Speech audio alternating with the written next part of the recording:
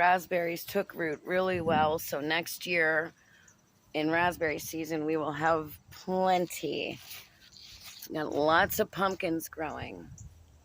Got plenty of corn growing. Pretty excited about that too.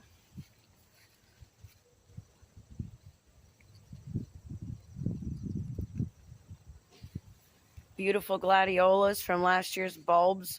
Only one popped back up this year, but at least it's a beautiful one. I'll get over to that in a second.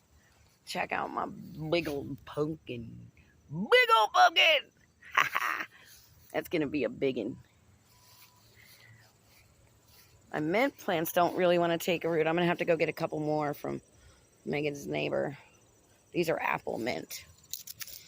Oh, they smell so good. They taste like a fruity mint taste.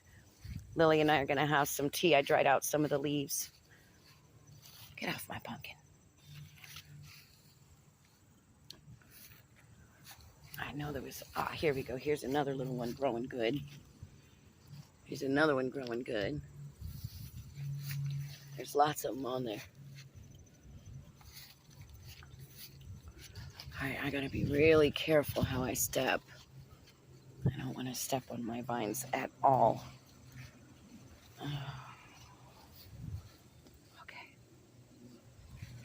Okay. There we go.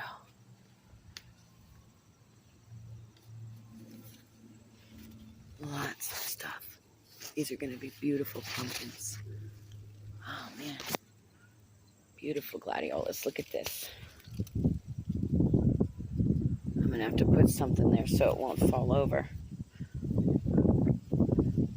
It's a beautiful one. My goodness. Reminds me of Florida.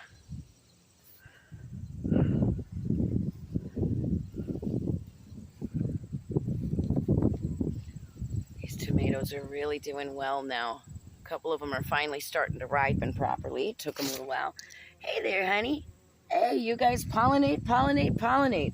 Feel free to pollinate in our yard. That's my next phase. I want to get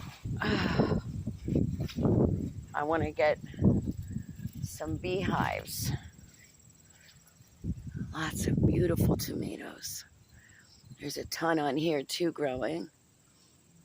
Those are going to be apparently tie-dye tomatoes. These are beautiful. This one's trying to get ready to harvest. I'm going to let them grow until they're really, really ready. I want them vine ripe. Vine ripen. Hi, little pumpkin. Hi, little pumpkins. Lily, did you say hi to the pumpkins today? Not yet.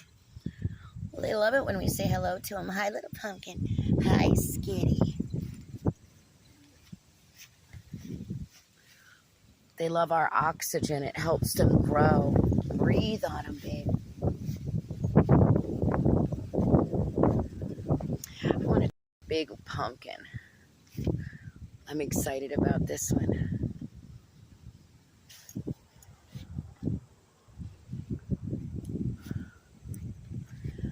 That'll be the first fruits harvest from the pumpkins. I'll give it to our pastor and his wife.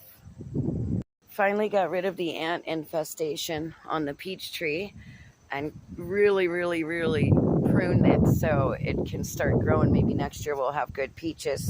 Of course, we have tons of pretty little tomatoes growing on here.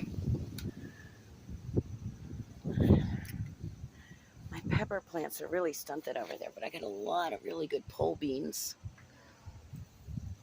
Spinach and basil and cilantro still. There's my little pepper plants. They just don't want to grow. They got stunted early on. Hopefully I can still get some peppers off of them eventually. And I have wild garlic growing there.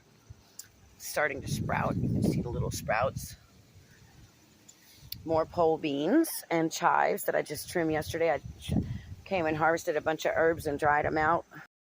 And potatoes, corn and carrots. I keep these so I can have more dandelions to harvest and freeze. Eventually I'll have quite enough to make jelly and tea and all kinds of stuff.